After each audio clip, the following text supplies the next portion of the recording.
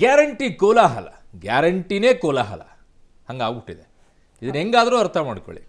Guarantee ಕೋಲಾಹಲನೂ ಸೃಷ್ಟಿ ಮಾಡುತ್ತೆ, guarantee ಕೋಲಾಹಲನೇ. ಯಾಕೆ ಅಂತಂದ್ರೆ ಶಾಸಕರ ಹೇಳಿಕೆ ಹಂಗಿದೆ. ಸೊ ಈ ಗ್ಯಾರಂಟಿ ಅನ್ನುವಂಥ ವಿಚಾರದಲ್ಲಿ ಅರಗಿಸಿಕೊಳ್ಳಲಾಗದೇನೆ ಬಿಸಿ ತುಪ್ಪವನ್ನ ನುಂಗುವ ಪರಿಸ್ಥಿತಿಯಲ್ಲಿ ಈಗ ಕಾಂಗ್ರೆಸ್ ಇದೆ. ಮೇಲ್ನೋಟಕ್ಕೆ ತೋರಿಸಿಕೊಳ್ತಾ ಇಲ್ಲ, ಚೆನ್ನಾಗಿದೆ ಅಂತ ಹೇಳ್ತಾ ಇದೆ. ಬಿಸಿ ತುಪ್ಪ ಇದೆ, ತಿನ್ನಬೇಕು ಅಂತ ಅನಿಸ್ತಾ ಇದೆ. ಬಾಯಿಗಿಟ್ರೆ ಸುಡುತ್ತೆ, ನುಂಗಕ್ಕೂ ಆಗಲ್ಲ, ಉಗಳಕ್ಕೂ ಆಗಲ್ಲ. ಕಾರಣ ತುಪ್ಪ ಕಾಸ್ಟ್ಲಿ, ಚೆಲ್ಲಕ್ಕಾಗಲ್ವಲ್ಲ, ಚೆಲ್ಬಿಟ್ರೆ ಬೇಜಾರಾಗತ್ತೆ. ಆ ನಿಟ್ಟಿನ ಪರಿಸ್ಥಿತಿ ಈಗ ಕಾಂಗ್ರೆಸ್ನಲ್ಲಿ ಬಂದಿದೆ. ಗ್ಯಾರಂಟಿ ವಿರುದ್ಧ ಕಾಂಗ್ರೆಸ್ಸಿನಲ್ಲೇ ಈಗ ಕೋಲಾಹಲ ಎದ್ದಿದೆ. ಮತ್ತೆ ಗ್ಯಾರಂಟಿ ವಿರುದ್ಧ ಸ್ವಪಕ್ಷೀಯರು ಧ್ವನಿ ಎತ್ತಿದ್ದಾರೆ. 2 ಗ್ಯಾರಂಟಿ ನಿಲ್ಲಿಸಿ ಅಂತ ಶಾಸಕ ಗವಿಯಪ್ಪ ಹೇಳಿದ್ದಾರೆ. ಗವಿಯಪ್ಪ ಹೇಳಿಕೆಗೆ ಸಿಎಂ ಸಿದ್ದರಾಮಯ್ಯನವರು ಗರಂ ಆಗ್ಬಿಟ್ಟಿದ್ದಾರೆ ಅಂತ. ಯಾಕೆ ಗರಂ ಆಗಬೇಕು ಬರೋಣ ಆಮೇಲೆ. ಶಿಸ್ತು ಕ್ರಮದ ಎಚ್ಚರಿಕೆಯನ್ನ ಡಿಸಿಎಂ ಡಿಕೆ ಶಿವಕುಮಾರ್ ಕೊಟ್ಟಿದ್ದಾರೆ. ಶಿಸ್ತು ಕ್ರಮ ಯಾಕ್ರಿ ತಗೋಬೇಕು, ಇದಕ್ಕೆ ಒಳ್ಳೆ ಕಥೆ ಆಯ್ತಲ್ಲ. ಡಿಕೆ ಶಿವಕುಮಾರ್ ಎಚ್ಚರಿಕೆ ಬೆನ್ನಲ್ಲೇ ಉಲ್ಟಾ ಹೊಡೆದಿದ್ದಾರೆ ಪಾಪ ಗವಿಯಪ್ಪ. ಇನ್ನೇನು ಮಾಡ್ತಾರೆ, ಅಭಿವೃದ್ಧಿಗೆ ಕುಂಠಿತ ಆಗಿಲ್ಲ ಅಂತ ಮತ್ತೆ ಸ್ಪಷ್ಟನೆಯನ್ನ ಕೊಟ್ಟಿದ್ದಾರೆ. ಅವ್ರು ಹೇಳಿದ್ದೇನು ಅಭಿವೃದ್ಧಿ ಮಾಡಕ್ ಆಗ್ತಾ ಇಲ್ಲ ಅಂತ ಹೇಳಿ. ಫಸ್ಟು ಏನು ಹೇಳಿದ್ದಾರೆ, ಏನೆಲ್ಲ ಬೆಳವಣಿಗೆ ಇದನ್ನು ನೋಡಿ, ಆಮೇಲೆ ಬರೋಣ ಅದಕ್ಕೆ. ಗ್ಯಾರಂಟಿ ವಿರುದ್ಧ ಕಾಂಗ್ರೆಸ್ಸಿನಲ್ಲೇ ಕೋಲಾಹಲ.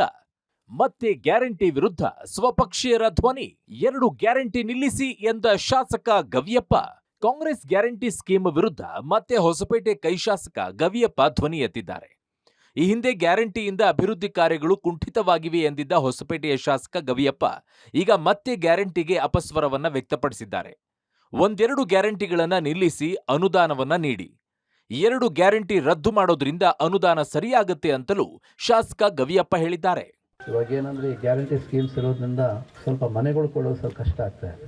ಇವಾಗ ಅದೇ ನಾವು ಮುಖ್ಯಮಂತ್ರಿಗಳು ಕೇಳ್ತಾ ಇದ್ವಿ, ಸ್ವಲ್ಪ 2-3 ಈ ಗಾಡಿನಲ್ಲಿ ಅಡ್ಡಾಡೋದು, ಸ್ವಲ್ಪ ಯಾವ 1-2 ಯಾವ ಬೇಕಾಗಿಲ್ಲ ಅಂತ ತೆಗೆದುಬಿಟ್ಟು ಮನೆಗಳು ಕೊಟ್ರಿ ಅಂತ ಹೇಳ್ಬಿಟ್ಟು ಕೇಳ್ಬೇಕು ಅಂದ್ಕೊಂಡಿದ್ದೀವಿ. ನೋಡೋಣ ಅಂತ ಮುಖ್ಯಮಂತ್ರಿಗಳು ಅವರು ತೀರ್ಮಾನ ಅವ್ರ ಮೇಲೆ ಬಿಟ್ಟಿದ್ದು. ಅವ್ರು ಏನು ತೀರ್ಮಾನ ಮಾಡ್ತಾರೆ ಅದಕ್ಕೆ ನಾವು ಭದ್ರವಾಗಿರ್ತೀವಿ. ನಾವು ಕೂಡ ನಿಮಗೆ ಸಾಧ್ಯ ಆದಷ್ಟು ಏನೋ ಒಂದು ಪರಾಯ ವ್ಯವಸ್ಥೆ ಮಾಡ್ತಾ ಇದ್ದಾರೆ. ಈ ವರ್ಷ ಕೂಡ ಒಂದು 40,000 ಕೋಟಿ ಬೇರೆ ಕಡೆಯಿಂದ ಅರೇಂಜ್ಮೆಂಟ್ ಮಾಡಿ ಈ ಡೆವಲಪ್ಮೆಂಟ್ ಮಾಡಬೇಕನ್ನೋದೇ ಒಂದು ಯೋಚನೆ ಇಟ್ಕೊಂಡು ಮಾಡ್ತಾ ಇದ್ದಾರೆ ಮುಖ್ಯಮಂತ್ರಿಗಳು. ಹಾಗಾಗಿ ಅವ್ರ ಜೊತೆಗೆ ನಾವು ಸಾಥ್ ಕೊಡೋಣ, ಎಲ್ಲರೂ ಕೂಡಿ ಜನರು ಕೂಡ ಕೆಲಸ ಮಾಡೋಣ ಅಂತ ಹೇಳ್ತಾ ನಾನು 1-2 ಮಾತಾಡ್ತೀನಿ. ರಾಜ್ಯದಲ್ಲಿ ಕಾಂಗ್ರೆಸ್ ಸರ್ಕಾರ ಅಧಿಕಾರಕ್ಕೆ ಬಂದಾಗಿನಿಂದಲೂ ಸಹಿತ ಗ್ಯಾರಂಟಿ ಗುಂಗಿನಲ್ಲಿದೆ. ಆದರೆ ಗ್ಯಾರಂಟಿ ಹೆಸರನ್ನು ಹೇಳ್ಕೊಂಡು ಅಭಿವೃದ್ಧಿಗೆ ನಯ ಪೈಸಾ ಅನುದಾನವನ್ನು ಸಹಿತ ಬಿಡುಗಡೆ ಮಾಡ್ತಿಲ್ಲ ಅಂತೇಳಿ ವಿರೋಧ ಪಕ್ಷದ ನಾಯಕರುಗಳ ಆರೋಪವನ್ನು ಮಾಡ್ತಿದ್ದಾರೆ. ಆದರೆ ಇದೀಗ ಸ್ವತಃ ಆಡಳಿತ ಪಕ್ಷದ ಶಾಸಕರಾಗಿರುವಂಥ HR ಗವಿಯಪ್ಪನವರು, ಅಂದರೆ ವಿಜಯನಗರ ಜಿಲ್ಲೆಯ ಹೊಸಪೇಟೆಯ ಶಾಸಕ HR ಗವಿಯಪ್ಪನವರು ಸಹಿತ ಇದೀಗ ಗ್ಯಾರಂಟಿ ಬಗ್ಗೆ ಅಪಸ್ವರವನ್ನು ಎತ್ತಿದ್ದಾರೆ.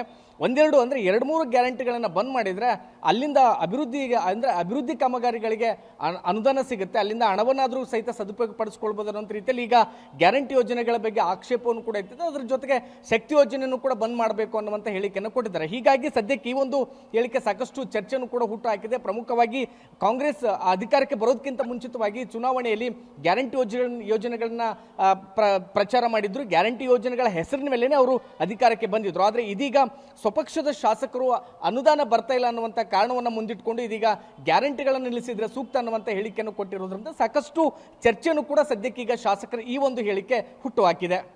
ಗವಿಯಪ್ಪ ಹೇಳಿಕೆಗೆ ಸಿಎಂ ಸಿದ್ದರಾಮಯ್ಯ ಸಿಟ್ಟು.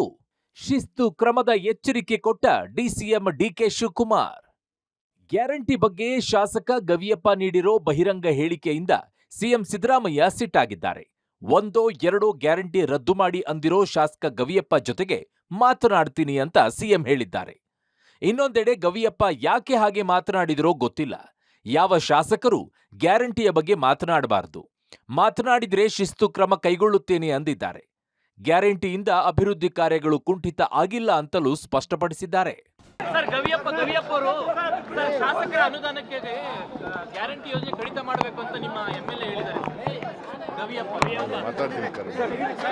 ಸರ್ ಗವಿಯಪ್ಪ ಅವರು ಶಾಸಕರ ಅನುದಾನಕ್ಕೆ ಗ್ಯಾರಂಟಿ ಯೋಜನೆ ಕಡಿತ ಮಾಡಬೇಕು ಅಂತ ನಿಮ್ಮ MLA ಹೇಳಿದ್ದಾರೆ.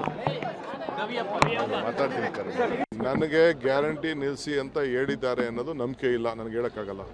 But if you has done, I will ask him to make an explanation. ಯಾವ ಗ್ಯಾರಂಟಿನೋ no question of changing, no question of withdrawing. It will continue, further continue. ಯಾವ ಕಾರಣಕ್ಕೆ ನೋ ಒಂದು ಕ್ಷೇತ್ರಕ್ಕೆ 250 ಕೋಟಿ ಹೋಗ್ತಾ ಇದೆ, ಗೊತ್ತಿದೆಯಾ ನಿಮಗೆ? 56,000 ಕೋಟಿ 225 ಕ್ಷೇತ್ರಕ್ಕೆ ಲೆಕ್ಕ ಹಾಕೊಂಡ್ರೆ 250 ಕೋಟಿ ವರ್ಷಕ್ಕೆ ಹೋಗ್ತಾ ಇದೆ. ಅದು ಅಭಿವೃದ್ಧಿ ಅಲ್ವಾ?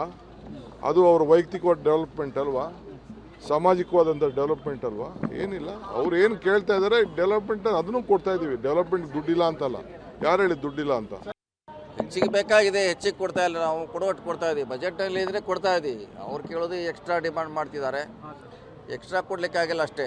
ಆದರೆ ನಮ್ಮ ಬಜೆಟ್ನಲ್ಲಿ ಏನು ನಾವು ಕೊಟ್ಟಿದ್ದಾರೆ ಸಿ ಎಮ್ ಅವರು, ಅಷ್ಟನ್ನೇ ಆಯಾ ಇಲಾಖೆಯವರು ಶಾಸಕರಿಗೆ ಕೊಡುವಂಥ ಪ್ರಯತ್ನ ಆಗ್ತಾ ಇದೆ. ಬಂದ್ ಮಾಡಲಿಕ್ಕೆ ಮಾಡಲ್ಲ, ಈಗಾಗಲೇ ಸರ್ಕಾರ ಸ್ಪಷ್ಟಪಡಿಸಿದೆ.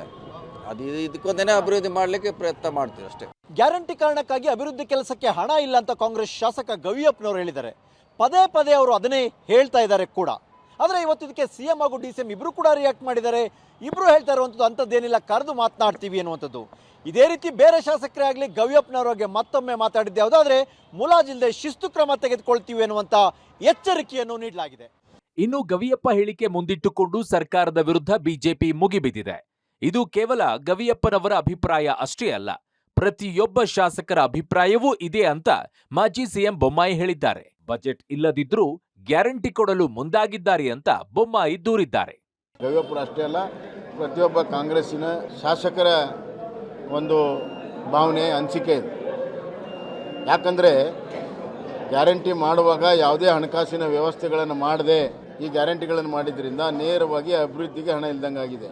ಇದು ಹಣಕಾಸಿನ ಒಂದು ದುರಾಡಳಿತವೂ ಕೂಡ ಹೌದು. ಯಾಕಂದರೆ ಮುಖ್ಯಮಂತ್ರಿಗಳು ಬಜೆಟಲ್ಲಿ 15,000 ಕೋಟಿ ಹೊಸ ತೆರಿಗೆಯನ್ನು ಹಾಕಿದ್ರು. ಬಜೆಟ್ ನಂತರವೂ ಕೂಡ ಅದು ಲಿಕ್ಕರ್ದಿರ್ಬೋದು, ಹಾಲಿಂದಿರ್ಬೋದು, ಎಲ್ಲ ತೆರಿಗೆಗಳನ್ನು ಮತ್ತೆ ಹೆಚ್ಚು ಮಾಡಿದ್ದಾರೆ. ಒಂದು ಕಡೆ ಸುಮಾರು 20,000ಕ್ಕಿಂತ ಹೆಚ್ಚು ತೆರಿಗೆ ಹಣ ಹಾಕಿದ್ದಾರೆ. 1 ಲಕ್ಷಕ್ಕಿಂತ ಹೆಚ್ಚು ಸಾಲವನ್ನು ಕೂಡ ಮಾಡಿದ್ದಾರೆ. ಇಷ್ಟೆಲ್ಲ ಮಾಡಿದರೂ ಕೂಡ ಇದನ್ನು ನಿಭಾಯಿಸೋಕ್ಕಾಗಲ್ಲ. ಅಂದರೆ ಹಣಕಾಸನ್ನು ನಿಭಾಯಿಸೋ ಮಾಡೋದರಲ್ಲಿ ಈ ಸರ್ಕಾರ ವಿಫಲವಾಗಿದೆ ಅಂತ ಬಹಳ ಸ್ಪಷ್ಟ. ಡಿಕೆಶಿ ಹೇಳಿಕೆಗೆ ಬೆದರಿದ್ರ ಗವಿಯಪ್ಪ?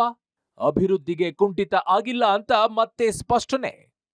ಈ ಮಧ್ಯೆ ಸಿಎಂ ಹಾಗೂ ಡಿಕೆ ಶಿವಕುಮಾರ್ ಎಚ್ಚರಿಕೆ ಕೊಡ್ತಾ ಇದ್ದಂತೆ ಶಾಸಕ ಗವಿಯಪ್ಪ ಸ್ಪಷ್ಟನೆ ಕೊಟ್ಟಿದ್ದಾರೆ. ನನ್ನ ಹೇಳಿಕೆಯನ್ನ ತಪ್ಪಾಗಿ ಅರ್ಥೈಸಲಾಗಿದೆ. ಗ್ಯಾರಂಟಿಗಳಿಂದ ಅಭಿವೃದ್ಧಿ ಕಾರ್ಯಗಳು ಕುಂಠಿತವಾಗಿಲ್ಲ ಅಂದಿದ್ದಾರೆ. ಗ್ಯಾರಂಟಿಗಳಿಂದ ಸರ್ಕಾರಕ್ಕೆ ಒಳ್ಳೆಯದಾಗಿದೆ ಅಂದಿದ್ದಾರೆ. ಗ್ಯಾರಂಟಿಗಳಿಂದ ರೈತರಿಗೆ ಭಾಳಷ್ಟು ಮತ್ತು ಕಾರ್ಮಿಕರಿಗೆ, ಬಡ ಜನರಿಗೆ ಭಾಳಷ್ಟು ಸಹಾಯ ಆಗ್ತಾ ಇದೆ. ಹಾಗಾಗಿ ಇವತ್ತು it is the need of the day. ಇವತ್ತು ಯಾಕಂದರೆ ಅನ್ಎಂಪ್ಲಾಯ್ಮೆಂಟು ಭಾಳಷ್ಟು ಗಗನಕ್ಕೆ ಮುಟ್ಟಿದೆ. ಈ ಗ್ಯಾರಂಟಿಗಳಿಲ್ಲ ಅಂದ್ರಿಗಿನ ಭಾಳ ಬಡತನ ಆಗುತ್ತೆ. ಇವಾಗ ಈ ಗ್ಯಾರಂಟಿಗಳು ಇರೋದ್ರಿಂದನೇ ಸಾಕಷ್ಟು ಜನರಿಗೆ ಸಹಕಾರ ಆಗಿದೆ. ಅದರಿಂದ ಒಳ್ಳೆಯದಾಗ್ತಾ ಇದೆ. ಈ ಗ್ಯಾರಂಟಿ ಸ್ಕೀಮ್ಸು ನಮ್ಮ ಕಾಂಗ್ರೆಸ್ ಪಕ್ಷ ಮತ್ತು ನಮ್ಮ ಸಿದ್ದರಾಮಯ್ಯ ಸಾಹೇಬರು ಮಾಡ್ತಾ ಇರೋದು ಇದು ಒಳ್ಳೆ ಕಾರ್ಯಕ್ರಮ. ಇದು ಮುಂದೆ ಒರೆಸ್ಕೊಂಡು ಹೋಗಬೇಕು. ಶಾಸಕ ಗವಿಯಪ್ಪ ಅವರ ಹೇಳಿಕೆಗೆ ಶಿಸ್ತು ಕ್ರಮದ ಎಚ್ಚರಿಕೆ ನೀಡ್ತಾ ಇದ್ದಂತೆ ಶಾಸಕ ಗವಿಯಪ್ಪನವರು ಯೂ ಟರ್ನ್ ಹೊಡೆದಂತೆ ಕಾಣಿಸ್ತಾ ಇದೆ. ನಾನು ಯಾವತ್ತೂ ಕೂಡ ಗ್ಯಾರಂಟಿಗೆ ಹೆಚ್ಚು ಹಣ ಖರ್ಚಾಗಿನ ತೊಂದರೆ ಆಗಿದೆ ಅಂತ ಹೇಳಿಲ್ಲ. ಗ್ಯಾರಂಟಿಯೂ ಒಳ್ಳೆಯದಾಗಿದೆ, ಸರ್ಕಾರಕ್ಕೂ ಹೆಸರು ಬಂದಿದೆ ಅನ್ನುವ ಮೂಲಕ ಡ್ಯಾಮೇಜ್ ಕಂಟ್ರೋಲ್ಗೆ ಮುಂದಾದಂತೆ ಕಾಣಿಸ್ತಾ ಇದೆ ಹಿರಿಯ ಕಾಂಗ್ರೆಸ್ ಶಾಸಕ ಗವಿಯಪ್ಪನವರು. ಒಟ್ನಲ್ಲಿ ಗ್ಯಾರಂಟಿಯ ಬಗ್ಗೆ ಸ್ವಪಕ್ಷೀಯರೇ ವಿರೋಧವನ್ನ ವ್ಯಕ್ತಪಡಿಸ್ತಾ ಇರೋದ್ರಿಂದ ಸರ್ಕಾರ ಮುಜುಗರಕ್ಕೆ ಸಿಲುಕಿದೆ. Bureau report, Public TV. ಗ್ಯಾರಂಟಿಗಳಿಗೆ ವಿರೋಧ ಯಾಕೆ ಅನ್ಕೋಬೇಕು ದಿವ್ಯ? ಇದಕ್ಕೆ ಅವರು ಈಗ ಕಾಂಗ್ರೆಸ್ನವ್ರು ಹೇಳ್ತಾರೆ ಪ್ರಜಾಪ್ರಭುತ್ವ ಇದೆ ನಮ್ಮ ಪಕ್ಷದಲ್ಲಿ, ಸ್ವತಂತ್ರತೆ ಇದೆ, ಎಲ್ಲರಿಗೂ ಅಭಿಪ್ರಾಯವನ್ನು ಇದು ಅಭಿಪ್ರಾಯ ಅಂತ ಯಾಕೆ ಅನ್ಕೋಬಾರ್ದು? ಆಯಿತು, ಎಲ್ಲ ಶಾಸಕರಿಗೂ ಕೂಡ ವೋಟ್ ಮಾಡಕ್ಕೆ ಹೇಳಿ ನೋಡೋಣ. ಗೌಪ್ಯವಾಗಿ ಮತದಾನ. ಗ್ಯಾರಂಟಿಗಳಿಂದ ನಮಗೆ ಅನುಕೂಲ ಆಗಿದೆಯಾ ಆಗಿಲ್ವಾ? ಗ್ಯಾರಂಟಿಗಳಿಂದ ನಮ್ಮ ಕ್ಷೇತ್ರಕ್ಕೆ ಅನುದಾನ ಬಂದಿದೆ ಇಲ್ವಾ? ಗೌಪ್ಯವಾಗಿ ಮತದಾನ ಮಾಡಿ ನೋಡೋಣ. ಅದನ್ನು ಬಹಿರಂಗ ಇಡಬೇಕು ಜನರ ಮುಂದೆ.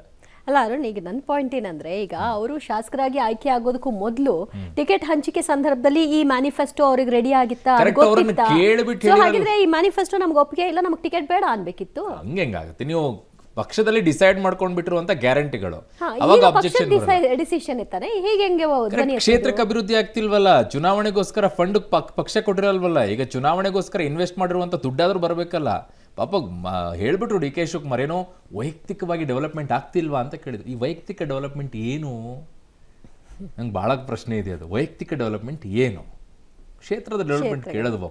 ವೈಯಕ್ತಿಕ ಡೆವಲಪ್ಮೆಂಟ್ ಬಳಕೆ ಪದ ಮಾಡಿದ್ದಾರೆ ಇವತ್ತು. ಬಹಳ ಇಂಟ್ರೆಸ್ಟಿಂಗ್ ಇದೆ. ಓಕೆ.